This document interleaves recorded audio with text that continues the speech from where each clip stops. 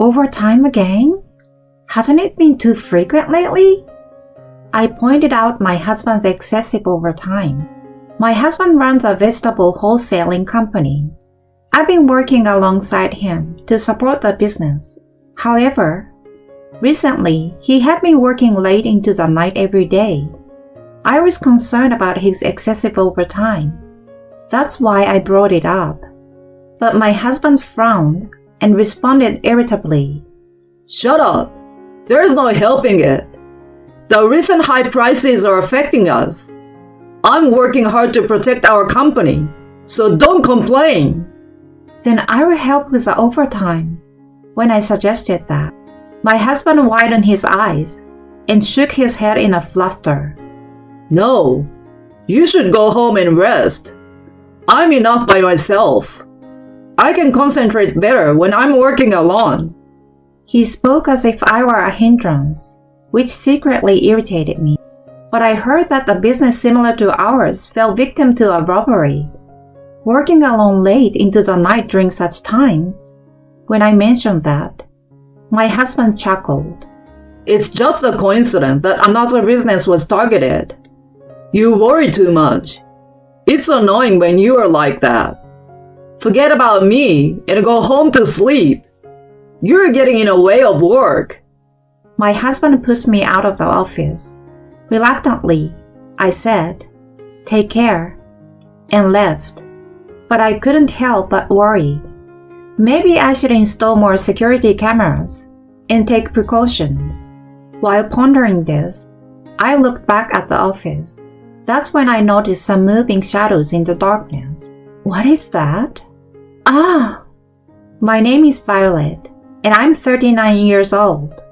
I currently run a vegetable wholesaling company with my husband Frank. We had an arranged marriage, and our relationship has been relatively good. My late in-laws also appreciated and cherished me, saying that a capable daughter-in-law had come. Thanks to that, I was well regarded by those around me at my husband's company. After my father-in-law passed away, my mother-in-law and the board members had a discussion and decided to have my husband and me take over the company. There was a strong trust from the employees, and they would sometimes jokingly say things like, "As long as Violet is here, everything will be fine."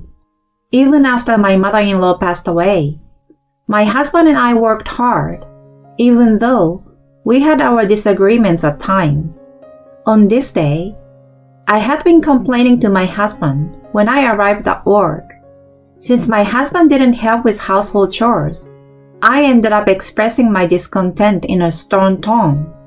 In response, one of the employees jokingly remarked, "The president is completely under Violet's control, isn't he? I'm not really bossing him around. I'm just asking him to take out the trash before going to work. And putting socks in the washing machine without rolling them up is something obvious, right?" When I complained like that to the employees, my husband genuinely apologized. My bad. I sometimes forget. I will make sure to do it next time. You always say that, but you never actually do it, right? I replied with a sigh. I often complain about household matters and such, and perhaps it's because of these frequent exchanges that I've intentionally earned the reputation of being a controlling wife.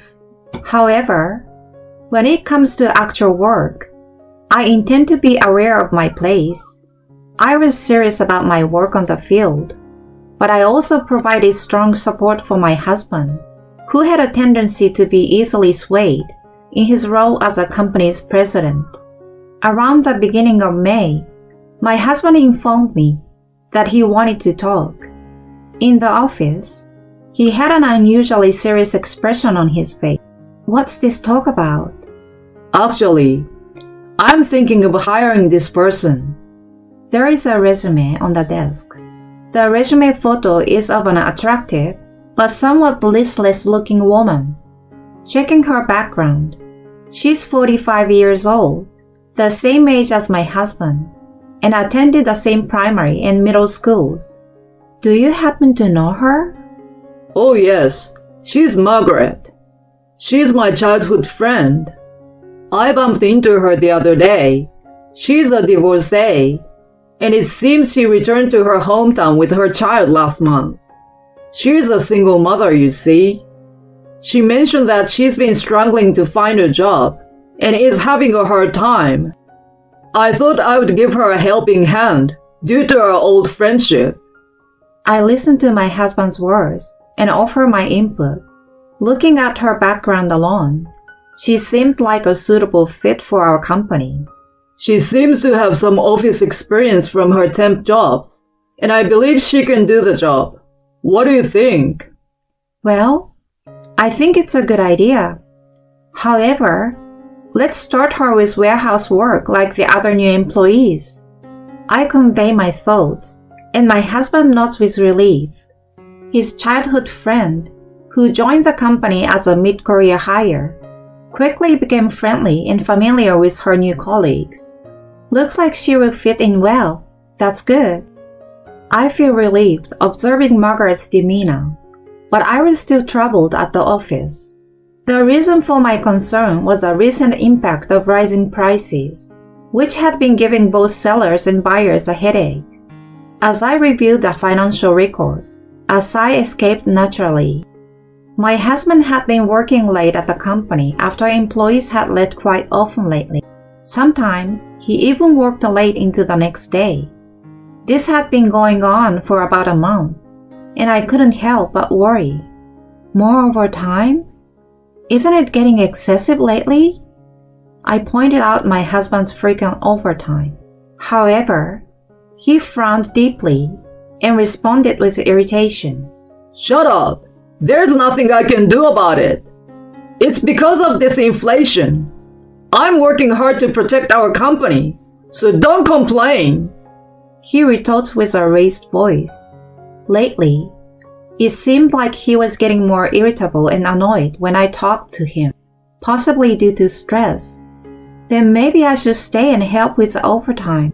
When I offered, my husband's eyes widened, and he shook his head in a fluster. No, really. You should go home and rest. I can manage on my own. I can concentrate better when working alone. It felt like he was implying that I was a hindrance when I was around. My husband disliked me staying for overtime. He believed that he could work more efficiently alone. But I heard recently that a similar business got robbed. Isn't it dangerous to be here all alone so late at night? The theft targeted the safe and the goods that were supposed to be transported. And it was said that thieves were after money and food. I shivered at the thought of the worsening security situation. If my husband kept working late all along, there was a risk of becoming a target. I suggested it might be better to finish work earlier, but my husband just chuckled. It's just a coincidence that another business in the same industry got targeted. There is no guarantee you will be next. You worry too much. It's irritating. Forget about me and go home and get some rest. You're getting in the way of my work. But you're being too persistent. Can you listen to the company president, me? Since when did you become the boss here? My husband pushed me out of the office in frustration. There was no point in arguing with him when he was in this mood. Reluctantly, I said, "Take care," and went outside. But I couldn't help but worry. Our budget was tight under the current circumstances, but maybe we should consider increasing the number of security cameras. While thinking about that, I looked back at the office.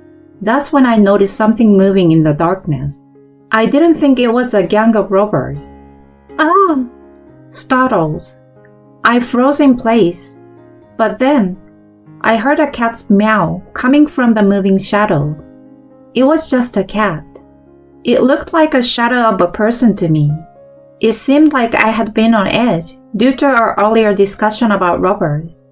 Relieved, I made my way home. The installation of the security cameras was scheduled when my husband was on a business trip. He would likely oppose it. So this was a convenient time. With the increased number of cameras, I felt a bit more at ease. A few days later, there was a personnel change for Margaret. My husband had mentioned that due to a shortage of staff, Margaret, who had office experience, would be transferred to an office position, and that decision had been officially made. I felt a bit uneasy about this sudden personnel change, but it was my husband's decision. I didn't plan to make a fuss about it. In reality, Margaret seems willing to take on overtime work, which my husband found helpful. It bothered me a little that my husband opposed me working overtime, but was fine with Margaret. Frank had mentioned that working with non-family members created a sense of professionalism and made it easier than working overtime as a couple. I tilted my head, observing my husband's behavior. On a certain day, for my husband's birthday, I was waiting at home with a few employees to surprise him. Hearing it was a surprise party, even people from the same industry like my Uncle Milton, who was my father-in-law's brother, and executives from our regular clients came over. We used to have surprise parties like this quite often in the past. Every time, my husband would be surprised, but also very happy. This month, with the efforts of all our employees, we finally started making a little profit. I thought it was a good time for a somewhat grand party. Today, I had confirmed that my husband didn't have too much work, but he still hadn't come back. I apologized for keeping everyone waiting. I told him to come back as early as possible today. Well, if he's busy, there's nothing we can do. He will be back soon. Despite what my uncle said, there was no sign of my husband returning. I called him several times, but he didn't answer. Is he taking too long? The robber hasn't been caught yet, and I'm starting to worry.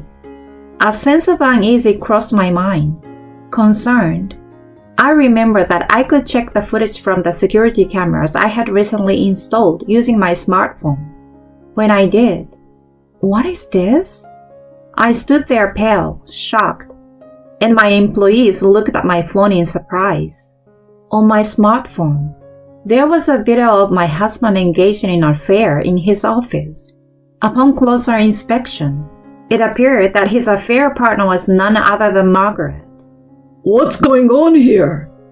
Even Milton, who was known for being devoted to his wife, looked disgusted, as if he was watching something filthy. This must be some kind of mistake. In a rush to remain calm, I accidentally turned up the volume on my phone. The indecent sounds of my husband and his affair partner filled the room, and his infidelity was inadvertently exposed to the employees and important clients. Everyone stood there, their faces drained of color, at a loss for words. In this situation, there was no room for a surprise party. We decided to call it a night. The next morning, my husband came home late, and when I asked him what had happened, he casually replied, I was out with Milton, and we were drinking late, and he let me stay over. Oh, with Milton, you say? Well, Milton was at our house last night. Anger welled up inside me as my husband told that blatant lie. It seemed that he had been lying about working late for a while now. Frank wanted to get me out of the office as quickly as possible because he wanted to meet with Margaret. I was in the way. I can't forgive him. Just watch. I've had enough. I hired a private detective to investigate the affair, and I had my employees look into Margaret's behavior at work. It turned out that she had been slacking off, arriving late, and there were even reports of her engaging in romantic behavior with my husband when they thought nobody was watching. Apparently, they thought no one at the company had noticed. What's more, that mew I heard outside the office, which I thought was a cat, it turns out it wasn't a cat at all. Margaret was imitating a cat to cover up her secret meetings with my husband. An employee who was still at the scene witnessed it all. The employee who witnessed the affair couldn't bring themselves to speak to me, probably out of concern. Finally, I handed the detective agency's report to my husband when he returned from work. "What on earth is this? You were having an affair with Margaret, weren't you? You traitor! You're the worst!" What? Why the sudden outburst? At first, my husband seemed shaken with a pale face, but he started to become more defiant when he realized he couldn't escape. "Well, if I've been caught, there's no helping it. Yeah, that's right. Margaret, who is prettier than you and easier to get along with, is more appealing. You make it sound like it was all my fault in the first place, but it was you yourself who caused me to cheat on you. I'm sick and tired of your constant nagging." He began shifting the blame for his affair onto me, saying that it was my fault due to my nagging. I couldn't help but be infuriated by that. "Don't blame others. The fact that you have a gullible personality is a root cause, isn't it?" "Shut up! It's because of your nagging that I got sick of it. If you have a problem, I will divorce you right now. I will even fire you from the company." My husband became angry and threatened to divorce and fire me. Fine, understood. I had been prepared for such words and had already packed my belongings. With only the essentials, I left the house and moved to a hotel. A week later, I was awakened by a barrage of phone calls from my husband.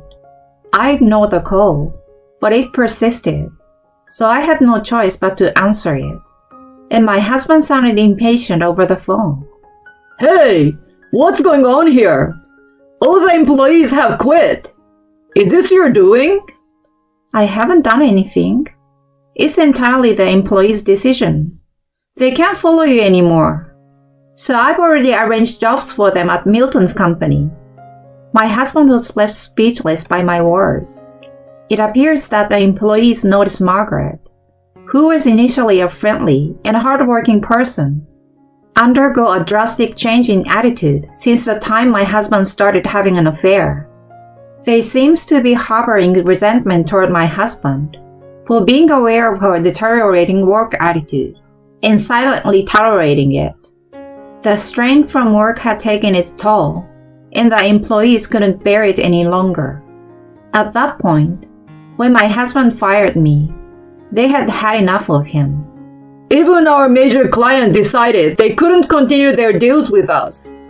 And so, my husband's company went bankrupt. I divorced him without any sympathy and managed to get a decent amount of compensation. It wasn't a fortune, but it felt like the perfect final blow. Later, I heard that Margaret seems to have approached my ex-husband for money. Perhaps because of his position as a small-scale CEO, she assumed he had a lot of wealth. Margaret seems to have had a man who was supporting her financially, a man who was, in fact, a member of the recently infamous gang of robbers that got arrested. She was arrested for hiding that man.